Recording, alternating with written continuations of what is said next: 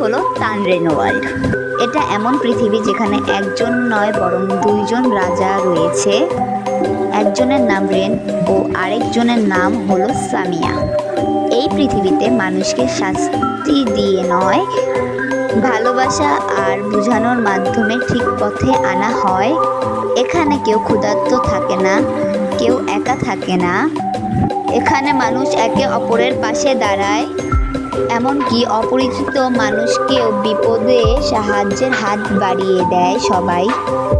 এই পৃথিবীর মানুষ পৃথিবীর সবচেয়ে সুখী মানুষ।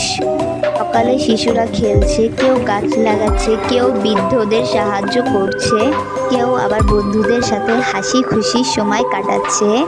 মনে হচ্ছে এই পৃথিবীতে যেন কোনো অশান্তি নেই। কিন্তু সবসময় সবকিছু শান্ত থাকে না। একজন ছেলে খুব দ্রুত সাইকেল চালিয়ে রাস্তার মাঝখানে ঢুকে পড়ে। মানুষ ভয়ে সরে যেতে লাগে। চিৎকার করে ওঠে এক লোক, এই সাবধানে! প্রিয় লোক, এইভাবে সাইকেল চালাচ্ছ কেন?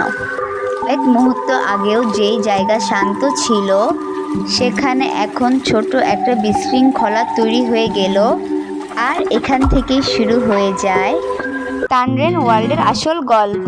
সেই ছেলেটি সাইকেল চালিয়ে চোরকে ধাওয়া করতে থাকে।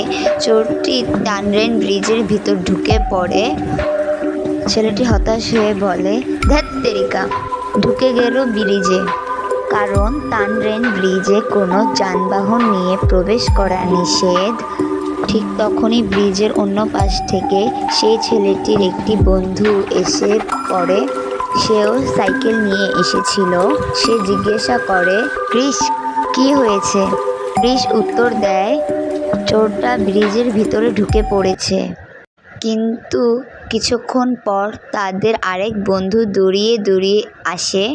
এসে রাগান্বিত হয়ে বলে, তোরা দুজন তো বন্ধু নামের কলঙ্ক, আমাকে ফেলে চলে এসেছিস কেন? তারপর সে সাহস করে ব্রিজের ভিতর ঢুকে যায় এবং কিছুক্ষণ পর চোরকে নিয়ে ফিরে আসে। তারপরে তানরেন ব্রিজের আসল সত্য জানা যায়। এটি কোনো সাধারণ ব্রিজ নয়, এটি একটি জাদুর ব্রিজ। কেউ তার ভিতরে প্রবেশ করলে তার জীবনের সবচেয়ে সুন্দর স্মৃতি, ভালো মুহূর্ত এবং প্রিয় মানুষের সঙ্গে কাটানো সময় চোখের সামনে ভেসে ওঠে।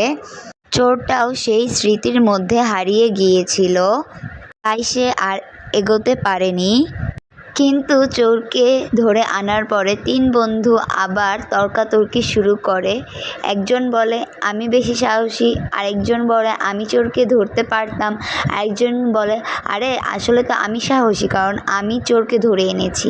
এভাবে করে তারা ঝগড়া করতে থাকে আর এই সুযোগে চোর পালিয়ে যায়। এভাবেই তানরেন সিজন 2 শেষ হয়। ব্রিজের জাদুকরি রহস্য প্রথমবারের মতো প্রকাশ পায়। আমি আপনাদের সঙ্গে এতক্ষণ ছিলাম তানহা। সবাই সুস্থ থাকবেন। Take care. আল্লাহ হাফেজ।